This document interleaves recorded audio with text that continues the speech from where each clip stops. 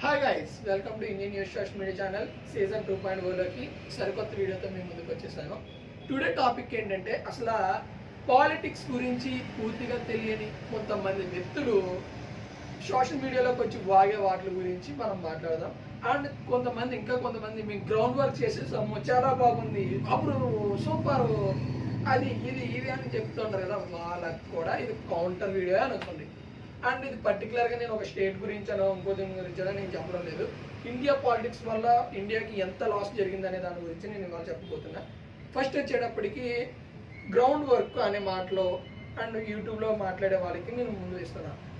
ఎక్కడైనా ఎవరైనా మనం మిగతా వ్యక్తులు వాడికి అందకపోయినా ఇక్కడ 10% అంటే 100కి 10% అందిన వాళ్ళకి 100కి 100 వచ్చేసింది అని చెప్పేసి చెప్తూ ఉంటారు అనమాట. అలాంటి వాళ్ళ గురించి మనం ఇవాళ మాట్లాడదాం. ఫస్ట్ వచ్చేసి వైద్యం గురించి మాట్లాడుకుంటే సంఖ్య నాగిపోవడానికి మరొక విషయం అనమాట. ఎందుకంటే చాలా చోట్ల మెడికల్ హాస్పిటల్ అనేవి లేవు. ఎందుకు లేవు? పల్లెటూరులో ముందే లేవు. అంటే కొన్ని ఒక చిన్న పల్లెటూరులో అసలు కనీసం ఒక్క డాక్టర్ ఉన్నా సరిపోతుంది. అలాంటిది పల్లెటూరులో కూడా హాస్పిటల్స్ లేవు.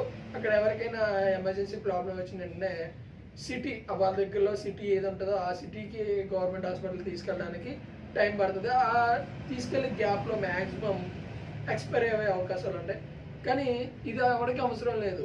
నీకు డబ్బులు వస్తున్నాయి, నువ్వు ఓటేస్తున్నావు, అది మాత్రమే నీకు అవసరం. ఇది ఎవరికి క్వశ్చన్ చేయడు. అక్కడ ఉన్న యువత కూడా క్వశ్చన్ చేయదు. ఎందుకంటే వాళ్ళకి ఆల్కహాల్ ఇచ్చేసి మూసుకోరా, నీకు అవసరమా, నీ పని నువ్వు చూసుకో అంటారు. కానీ ఇది ఎందుకు మాట్లాడటం లేదు. అండ్ కొన్ని చోట్ల ఇక్కడ పన్ను విషయంలో కూడా చాలా ఉన్నాయన్నమాట. కొంతమందికి నీళ్లు రాకపోయినా కూడా పన్ను వేస్తూ ఉంటారు. అక్కడ గట్టిగా మాట్లాడారు అనుకో ఏ కారణాలు చెప్తూ ఉంటారు. అలాగే మనకి ఇంకా విషయం చెప్పాలంటే తర్వాత ఈ మెడికల్ హాస్పిటల్లో ఏ గవర్నమెంట్ ఎంప్లాయర్ కానీ లేదంటే మీరు అనుకుంటున్న నాయకులు, సర్పంచ్ అవ్వచ్చు, ఎమ్మెల్యే అవ్వచ్చు, అండ్ హోంమంత్రి, సీఎం ఇలా కూడా అవ్వచ్చు, వీళ్ళెవ్వరైనా సరే ఏదైనా వాళ్ళకి హెల్త్ ఇష్యూ వచ్చిన వెంటనే ఇమ్మీడియట్గా ప్రైవేట్ హాస్పిటల్స్లోకి వెళ్తారు. అది హెవీ అమౌంట్ తీసుకునే వాటికి. మరి ఎందుకు గవర్నమెంట్ హాస్పిటల్లో జాయిన్ అవ్వరు? ఎందుకు గవర్నమెంట్ హాస్పిటల్లో ట్రీట్మెంట్ చేయించుకోరు? ఆలోచించండి గాయస్. ఇప్పటికైనా కళ్ళు తెరుచుకోండి. ప్రతి స్టేట్లో ఉన్న వాళ్ళు యువత తలుచుకుంటే ఏదైనా చెయ్యొచ్చు, అది మాత్రం గుర్తుపెట్టుకోండి. అండ్ ఇంకొకటి విద్య అయితే సంకనాకపోవడానికి కారణం వాళ్ళంటే వాళ్ళ తర్వాత మనం కూడా. ఎందుకు అంటే ఎడ్యుకేషన్ సంబంధించి ఎన్నో ఉన్నాయి అసలు సంఘాలు, వాళ్ళు కూడా ఎందుకు ఖండించడం లేదు అంటే చాలా వరకు విద్యార్థులు చనిపోతున్నారు, విద్యార్థులకు ప్రెషర్ వస్తుంది. అండ్ హాస్టల్లో ఉండే స్టూడెంట్స్ అంటే అమ్మాయిల మీద కూడా ప్రెషర్ ఎక్కువ పడి వాళ్ళని సూసైడ్ చేసుకోవడానికి కూడా కారణం అవుతున్నాయి. అండ్ ఇంకా మోర్ దెన్ టాపిక్లోకి వెళ్తే ఎలక్ట్రికల్ డివైజెస్ మీదకి చిన్నపిల్లల్ని ఇప్పటి నుంచి డైవర్ట్ చేయడము, అండ్ అక్కడ స్టూడెంట్స్ టీచర్స్కి ఉన్న కమ్యూనికేషన్ మిస్ అవ్వడము. ఇక్కడ ఇంకోటి ఏంటంటే స్టూడెంట్స్ ఆఫ్ టీచర్స్ కమ్యూనికేషన్ వచ్చేటప్పటికి వాళ్ళని ప్రతి టీచర్ కూడా అబ్జర్వ్ చేస్తూ ఉంటారు. వాళ్ళు మంచి దారిలో వెళ్తున్నారా, చెడు దారిలో వెళ్తున్నారా, ఒకవేళ తప్పు చేస్తూ ఉంటే వాళ్ళని మందలించి ఇట్లా. కానీ ఈ ఎలక్ట్రికల్ డివైజెస్లో సబ్జెక్ట్ నేర్చుకోవడం వల్ల వచ్చేది లాస్ తప్ప ఏ యూజ్ ఉండదు. ఎందుకంటే చిన్నపిల్లలకి ఓ టాపిక్ విన్నప్పుడు దాంట్లో వచ్చే క్వశ్చన్స్ అండ్ డౌట్స్ క్లారిఫికేషన్స్ అనేవి వాళ్ళకి తెలియదు. అండ్ అక్కడ డౌట్స్ ఎలాగా క్రియేట్ అవుతాయి అనేది కూడా తెలియదు. ఎందుకంటే ఎలక్ట్రికల్ డివైజెస్లో ఎప్పుడు కూడా అది స్టాప్ టు స్టాప్ ఆగుతూ మీకు ఏమైనా డౌట్స్ ఉన్నాయా, ఈ పాయింట్లో డౌట్స్ ఉన్నాయా అని అడగదు. ఎందుకంటే కంటిన్యూ టాపిక్ అనేది రన్ అవుతూ ఉంటుంది. అలా ఉండడం వల్ల కూడా వాడికి సబ్జెక్ట్ అవ్వదు. అండ్ వాడు బయటకు వచ్చిన యూజ్లెస్. సర్టిఫికేట్ కాపీ కొట్టి ఎలాగైనా సర్టిఫికేట్ సంపాదించవచ్చు, కానీ బయటకు వచ్చిన తర్వాత నాలెడ్జ్ లేకపోతే waste and waste. Okay, next వచ్చేటప్పటికి ఫుడ్ విషయంలోకి వద్దాం.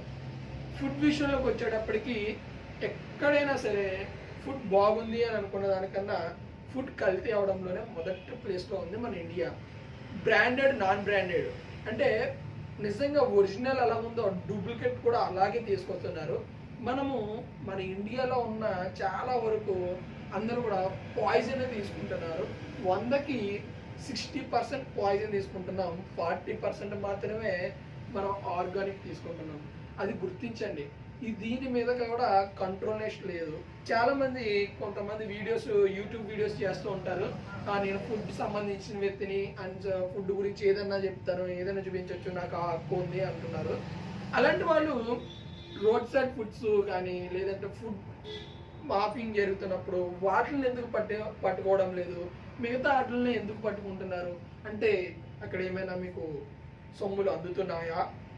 ఈ డౌట్ ఎందుకు వస్తుందంటే మీరు టార్గెట్ ఒక పర్సన్ ఒక వ్యవస్థనే టార్గెట్ చేయడం అది వదులుకోండి.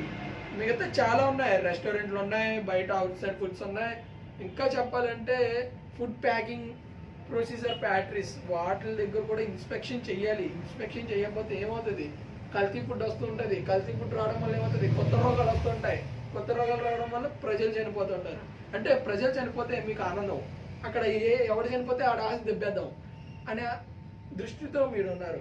అండ్ ఇక్కడ ఇంకో విషయం చెప్తున్నా, ప్రతి ఒక్కడు డబ్బు తీసుకుని ఓటేసే వాళ్ళందరికీ నేను ఒకటే చెప్తున్నా, ఆలోచించండి గాయస్. మీకు మీ యొక్క ఏరియా డెవలప్ అవ్వాలి అంటే, మీ ఏరియాలో ఉన్న ప్రాబ్లమ్స్ క్లియర్ అవ్వాలంటే గొంతెత్తి మాట్లాడండి, లేదా గొంతెత్తి మాట్లాడే వాళ్ళకి సపోర్ట్ చేయండి. అంతేగాని భయపడి బ్యాక్ స్టెప్ వేస్తే ఎప్పటికీ మీరు సాధించుకోలేరు.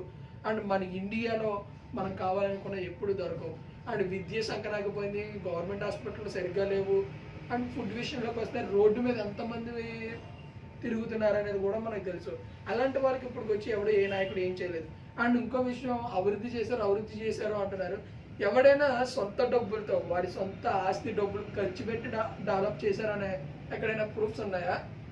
డబ్బులు అనే విషయం దగ్గరకు వస్తే మన దగ్గర డబ్బులు తీసుకొని మనకి చేయాల్సిన వాళ్ళు కూడా మన మీద మనకి గొడవకు వచ్చే సిచ్యువేషన్స్ ఉన్నాయి. గవర్నమెంట్ జాబ్స్ చేసే వాళ్ళు ప్రతి ఒక్కరికి కూడా మనమే జీతం ఇస్తున్నాం. గవర్నమెంట్ ఎంప్లాయీస్ ప్రతి ఒక్క పిఎఫ్ కూడా మనమే ఇస్తున్నాం. వాడు రేపు రిటైర్ అయినా కూడా తీసుకునే పెన్షన్ డబ్బులు కూడా మన దగ్గర నుంచి వెళ్ళేవే. అండ్ ఇంకో విషయం గుర్తుపెట్టుకోండి, మన సీఎం కానీ దాని కింద ఉన్న క్యాడర్ కానీ వీళ్ళందరూ కూడా మన దగ్గర నుంచి తీసుకునే జీతం. అంటే ఒక రైతు కష్టపడి తన పంట నమ్మి తన తీసుకున్నప్పుడు ఎలా ఉంటుందో అట్లా మన దగ్గర మనల్ని పాలిస్తూ మన డబ్బులు తీసుకుని మనల్నే తిప్పి కొట్టడానికి ఎక్కువగా ఆలోచిస్తున్నారు. అండ్ ఇక్కడ కొంతమంది అంటే పవర్లో ఉన్న వాళ్ళు ఏం చేస్తున్నారంటే వాళ్ళు ఏం చేసిన రైట్, క్రైమ్ చేసినా ఏం చేసినా రైట్ అని చూస్తున్నారు, మిగతా వాళ్ళు రాంగ్ అని చూస్తున్నారు.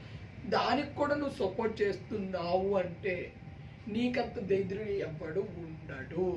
అది గుర్తుపెట్టుకోండి. తప్పు చేసేవాడిని తప్పు చేస్తున్నావు బయటికి చూపించండి.